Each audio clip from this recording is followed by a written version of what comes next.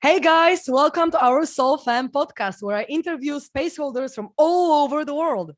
I'm your host. My name is Karolina, and I am the connection catalyst. I help spiritual entrepreneurs experience deeper connection with themselves, with others, and with the whole universe.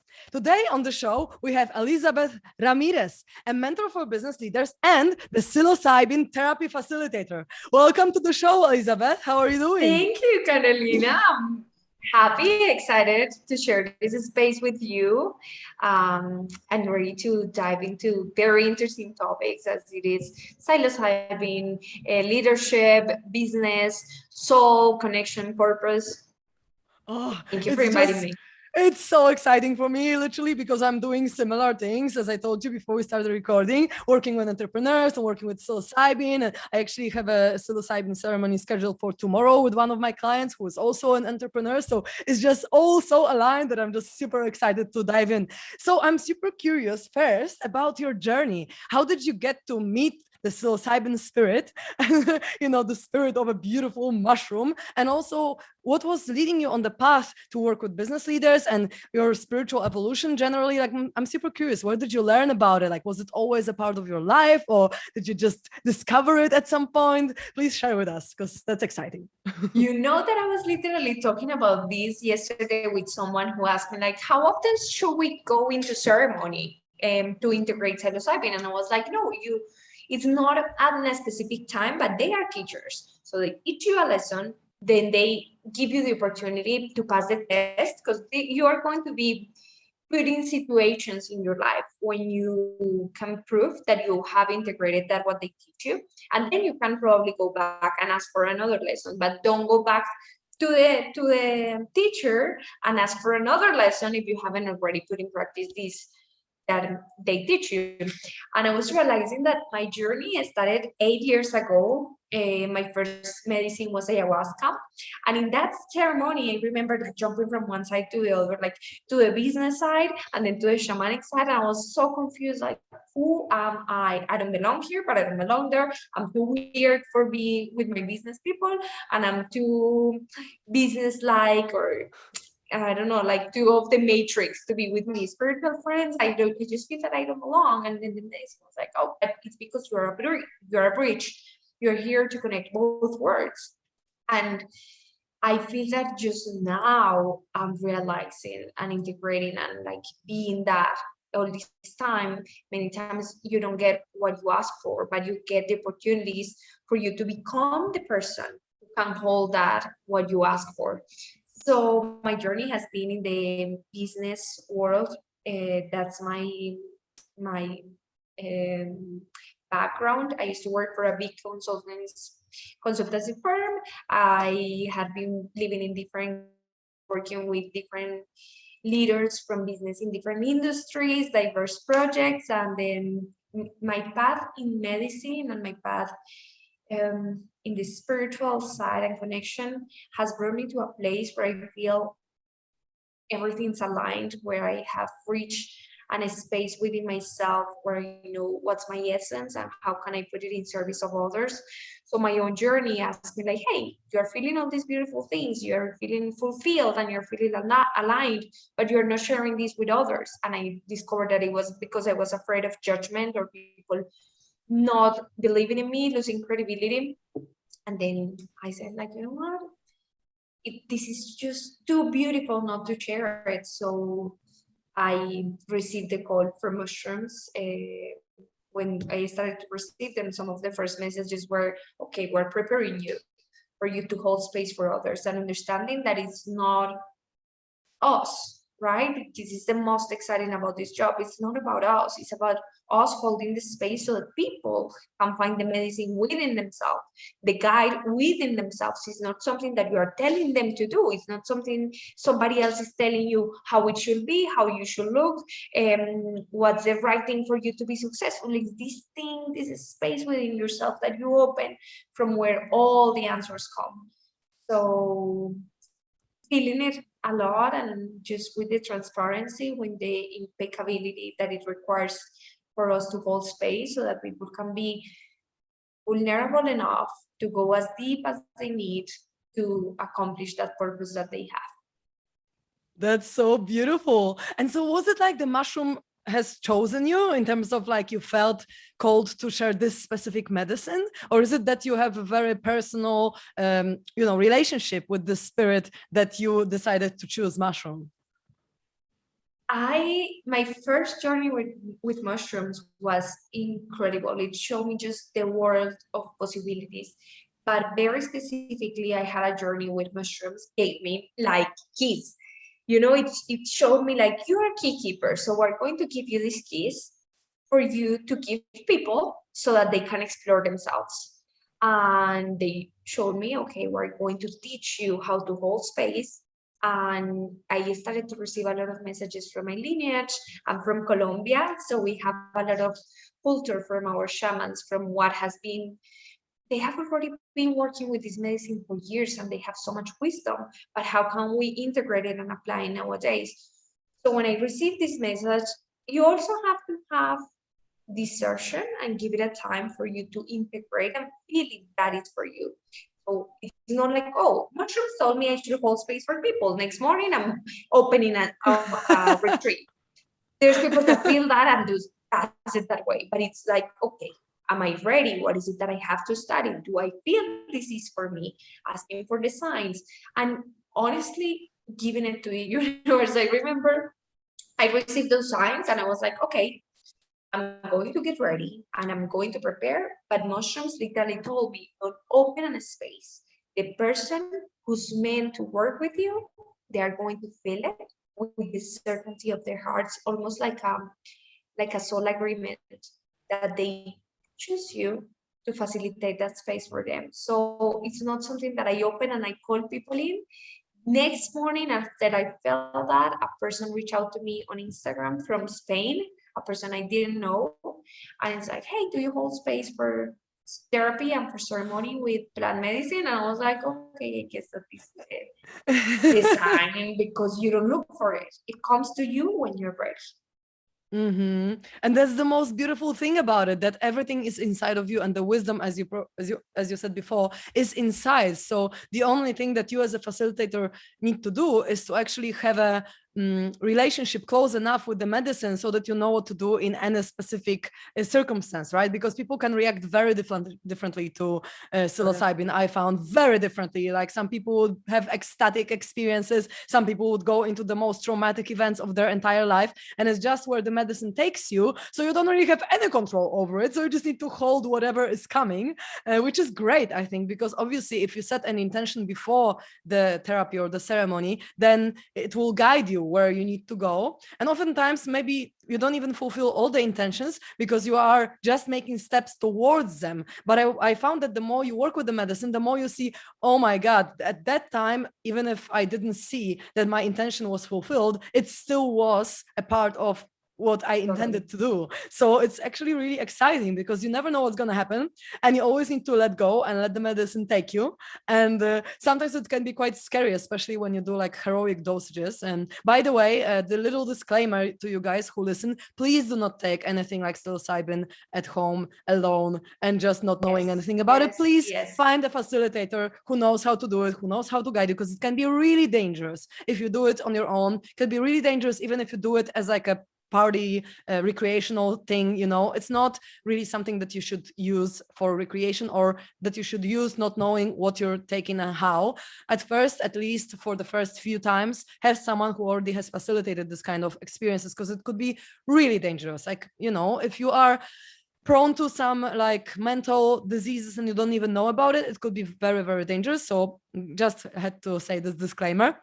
But let's come back to the exciting things about it. But that's even that is exciting, because now you know that when you do it in the right way, as you commit to your medicine, it commits to you. So this is part of it. I think that we're in this boom and we're having this psychedelic renaissance and everybody's talking about it, but it's so important that we're impeccable with it, because only when we really sit with it and do it in the right way, we can get the full expansion of it. We can connect with the full purpose of it, with the full potential that it has for you. There's people that connect only halfway because they don't inform themselves and they don't do it with the right setting purpose with the right person, they don't get ready, they don't prepared. And I think mushrooms, for example, there are different types of psilocybin mushroom, and somehow I personally, through my personal relationship with them, I have seen that they have different personalities. So depending on your purpose, you can have different types of features. Some of them are very visual, some of them you're going to feel it in your body, some of them are like this wise voice that comes from within. But I can emphasize enough how important it is mostly integration, because that's the main part that we play also in this role. We are here to help you integrate that what you're learning in the journey. And the real journey is life. No one's life has changed because they had a ceremony, because they had a session. Life changes when, from this new perspective, you take different decisions that are going to lead you to different things in your life. And when you go through these experiences, it's something very difficult to put in words, especially when you try to share it with somebody who has never done it. So there's people that have these experiences by themselves, and then they try to share with friends, family, and they try to convince other people about these things that they felt. And probably everybody's going to think you're crazy because you're in a higher state of consciousness, in a deeper state of altered states of mind, right? So we are here to hold that space for you, to give you perspective, to integrate that what you learn through the journey. And that's something that can be very difficult to navigate when you're doing it by yourself. Yeah, and also I want to just highlight one thing. Do not have expectations. Even if you have a facilitated journey, don't have expectations, because I've had this experience with one of my clients that he expected such, because he read so much and watched all the videos about like mushrooms and ayahuasca and what it does. And then he had so much expectation and just attachment to the outcome of how he should feel it, that it was absolutely not guiding him anywhere. Like he wasn't able to have any experience at all because he was so attached to the outcome, and the medicine wanted to take him completely somewhere else. So then he didn't really get almost anything out of it apart from the lesson, do not be attached, right? Because like it's just, if you are so just controlling about what you want to get out of the journey and how you want to feel and what kind of state you want to have, it's just not the way. Because here you need to let go and let the medicine take you, because the medicine knows better than you what you need, right? You are you are also your own medicine. But if you take something like mushrooms or psilocybin, you just need to let it happen to you and just let it guide you wherever you need to go with your specific intention. So I just want to highlight it, that expectations, just put it in your pocket, leave it for later, and you're probably not going to need it anyways. You can just burn it in the fire. I totally agree with you, and I had that experience too with people that they just don't connect. But that is the way the medicine teaches too. You know, the journey, that what you said, it can be exactly what the person needed to integrate the lesson in their life. So probably if you weren't there, you would just say like, oh no, I just don't connect with these type of things. But the lesson is you need to let go of expectations. You need to be present. Maybe the message was not in an altered state of mind, but be present enough in your now, in your here and now, so that you can learn what's already in front of your eyes. Um, yeah, I totally agree with you. And I have a little question to you, because you do psilocybin therapy and you facilitate it. So do you give people microdosing sometimes as well? Or is it that you work with dose always? Or how do you navigate that? The space I hold is for macrodose, but I feel that we are not here to do ceremonies. We're not here to do sessions. This is a process.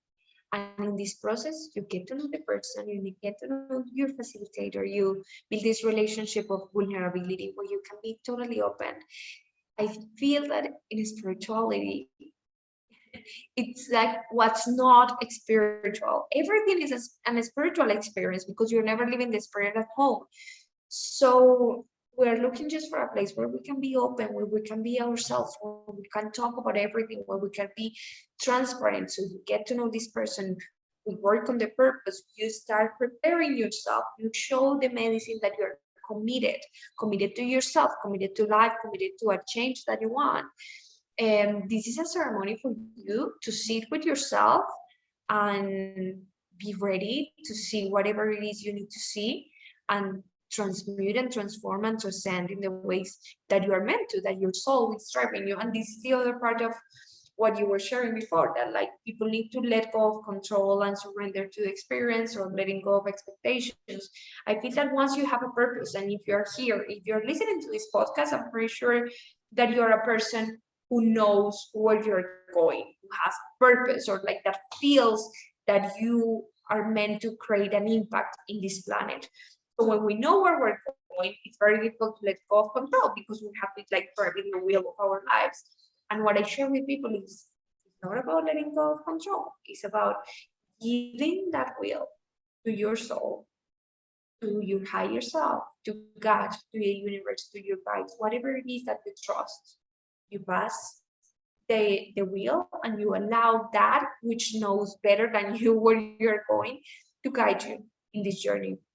Then through the integration process, we also work with microdosing for the people that feel that calling.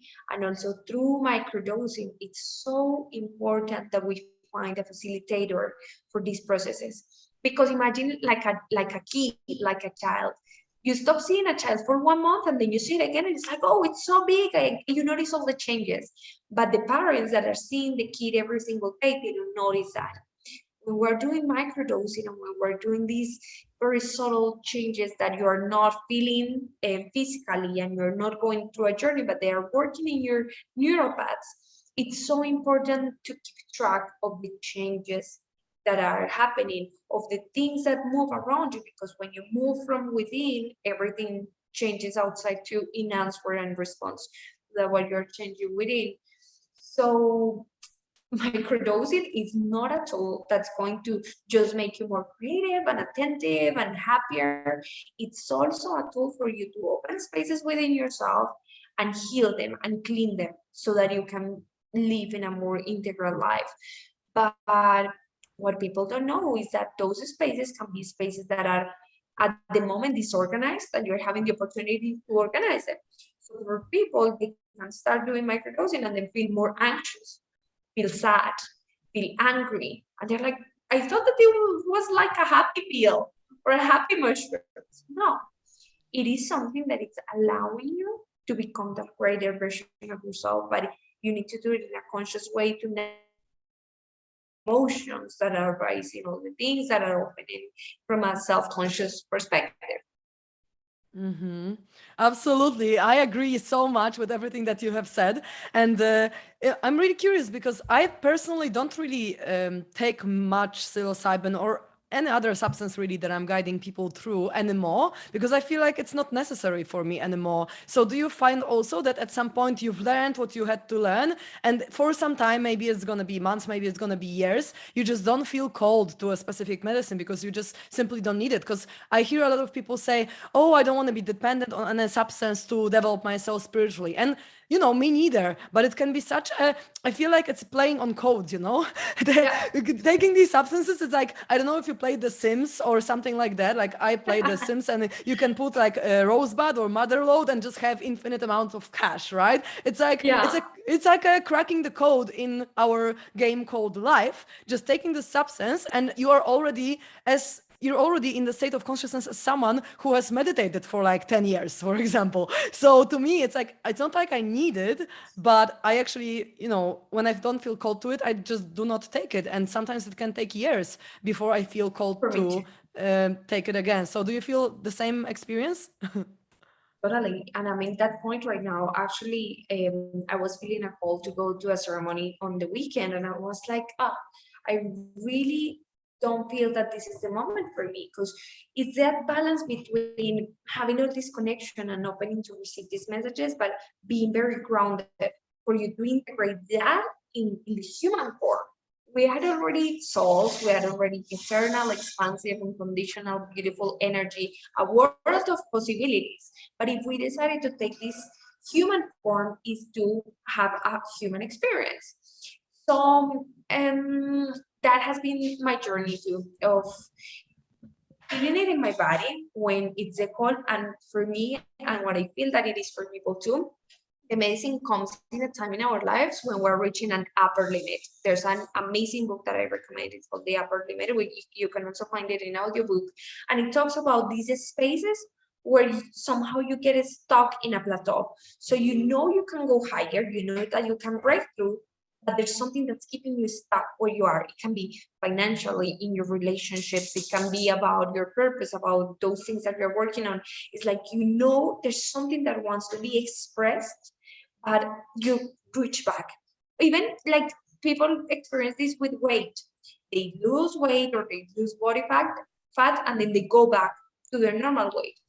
And that happens because there's a part in our brain that's called the default mode network, where we store our idea about ourselves, our self-identity, that keeps us there.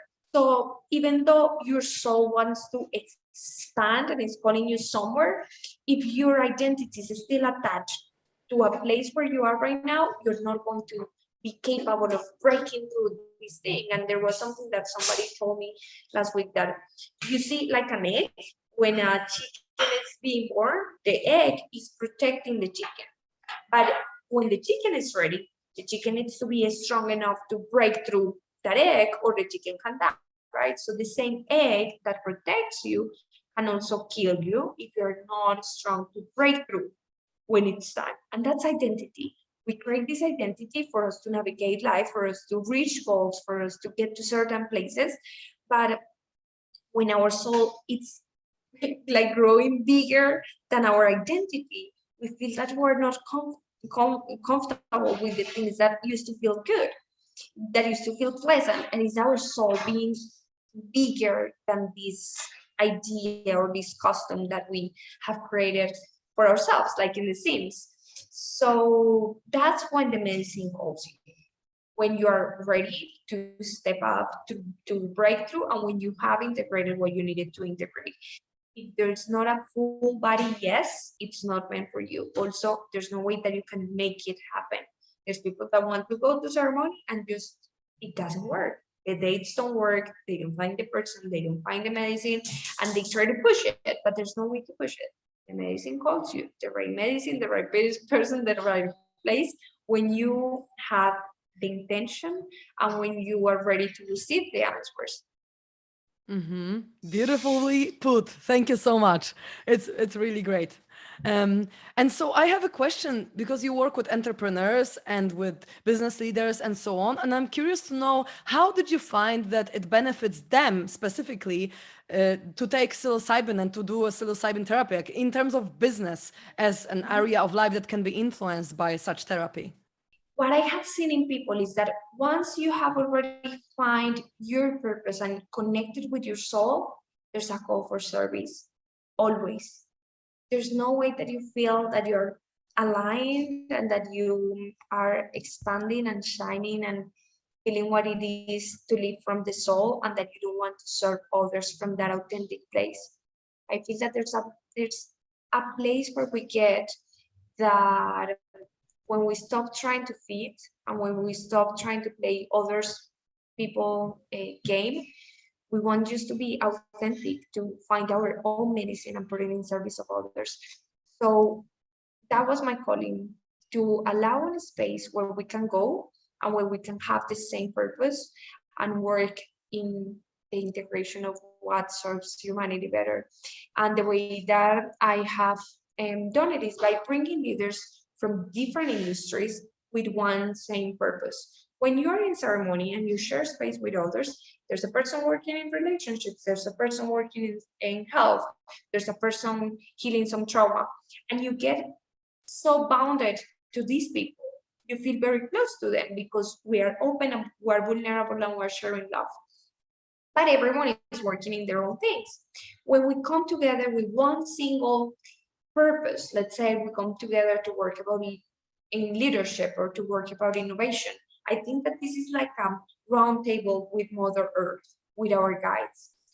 And if you and I come together, we come from different backgrounds, from different countries, our work is different, we are different people. But if we are working around leadership, for instance, when we are integrating that what you went through is going to be very nourishing for me, and what I went through is going to be very nourishing for you. So how can we co-create from different perspectives?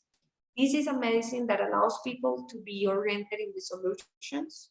This is a medicine that allows people to break through their own limitation. This is a medicine that, as the mycelium, connects us with everything and teaches us how can we serve others the best, and that the best that we can do for everyone is to work in ourselves.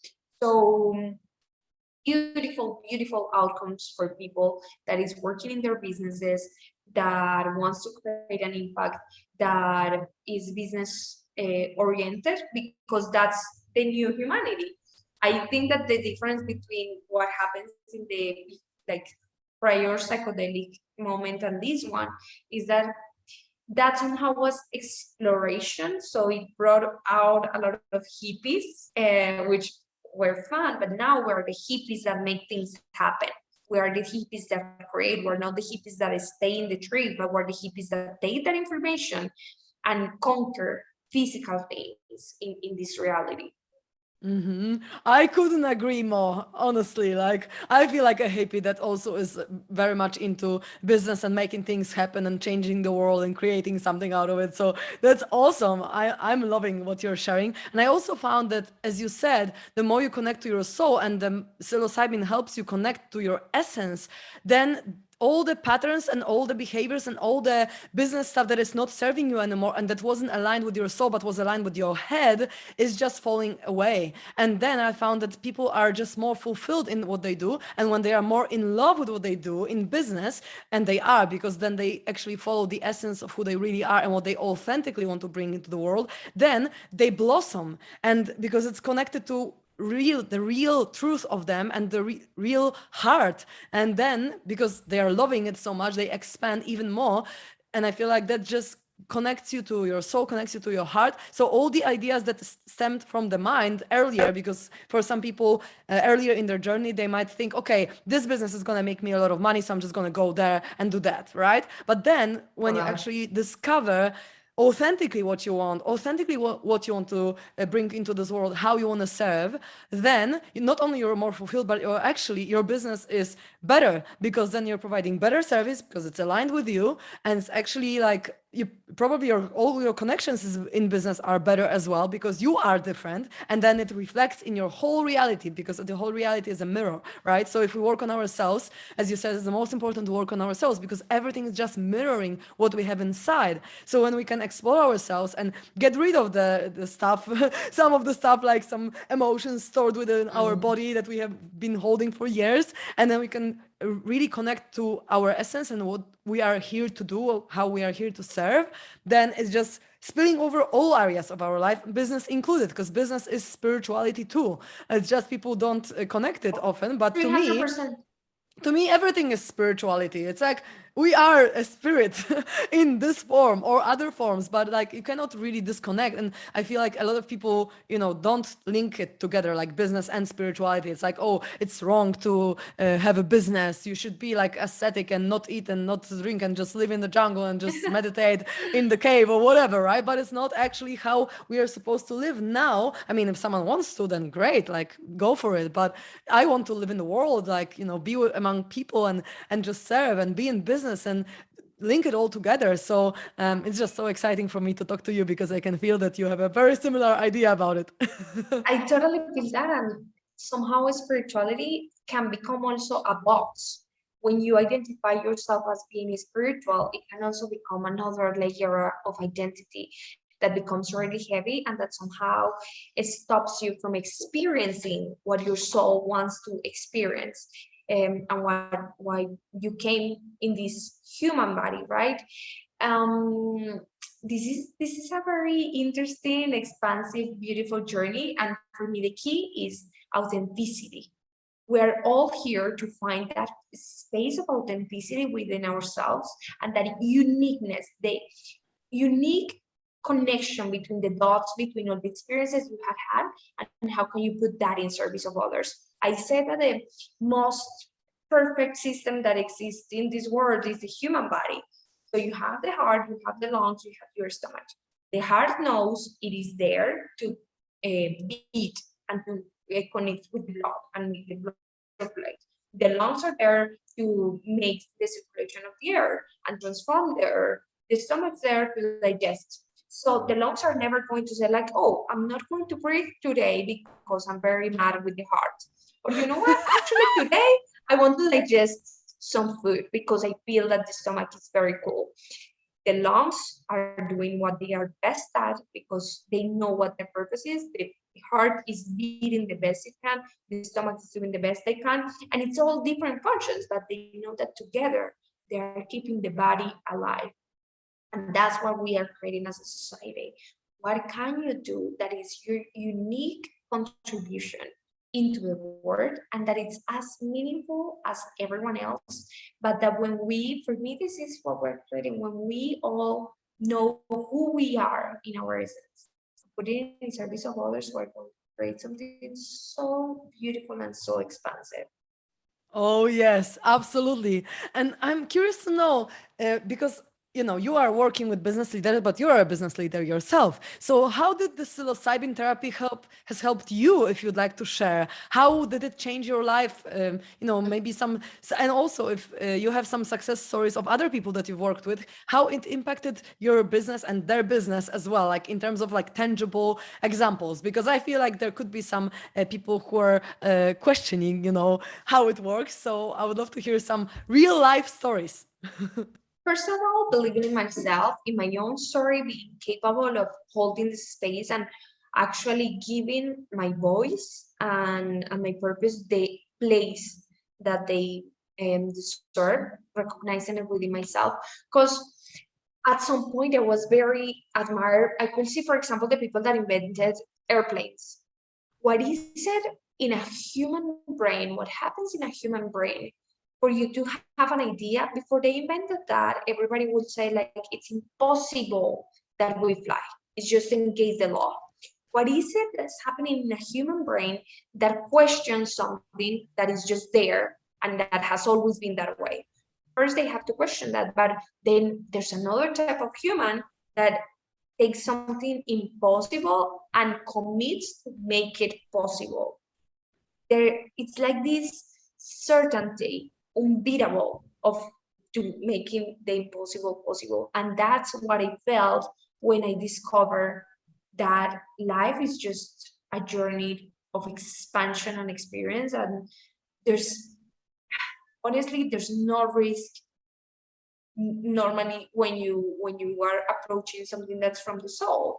Either it goes great, either you learn, or either you stay where you are, but you're always going to be wiser. So personally, when I started with this journey, I'm feeling it as a project to connect the medicine and business leaders. I felt I was pregnant. I went in this journey with psilocybin and I could see the project inside my belly, like I was pregnant. And I was asking the project, can you give me your name? And it's like, no, I can't because I'm so small, you could still have an abortion. You could decide not to have me. So my project is asking me, do you actually want to give birth to me? Do you actually want to create me? And that made me commit to my project in the moment, like, okay, I commit to you, I commit to allow you to be alive. And then it showed me like all the ways in which a baby is formed month by month, and how my project also has a voice. My project also has a column. My project has hands. My project has a mind. It's creative and everything around it. I was like trying to see it like I'm going to see it like a CEO.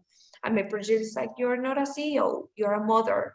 And the more that you nourish yourself, the better you nourish me. It was teaching me so much. I actually had a journey with a person 2 months ago, and when I connected with this person, he was sharing with me, I'm so disconnected from everything. There's nothing that motivates me. There's nothing I'm excited about. And motivation is exactly that, a motive for you to take action. If your motive isn't good enough, you're not going to be happy about the actions that you're taking. And then we went through a journey. It was a beautiful journey where he connected with himself. He healed some spaces and some traumas from his past.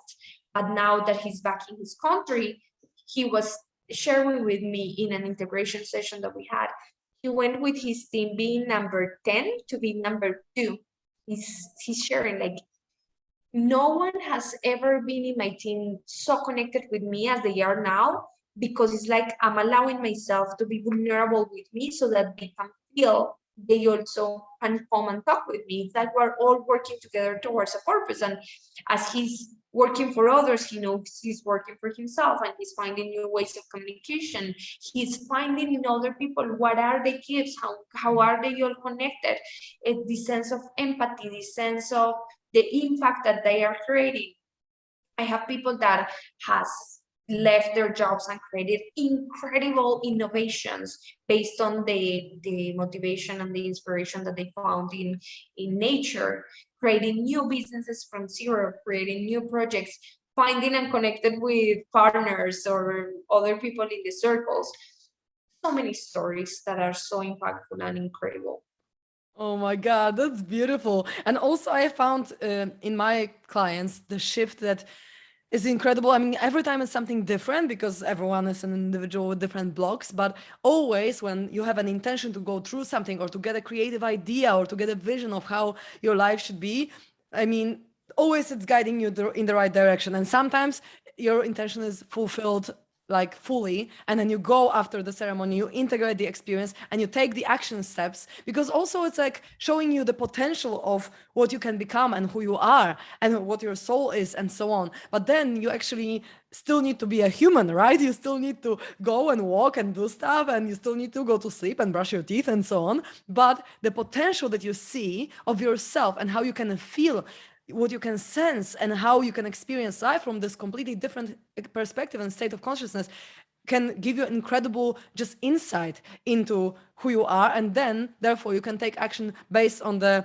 flow of the ceremony that you've done or therapy that you've done before. So it's just so beautiful. I'm so excited to talk about it, and I feel like I could talk about it for hours more, but unfortunately we don't have as much time today. So one last little question to you: if someone really vibes with you and they would like to know more of you and see your content and so on, what is the best way to find you?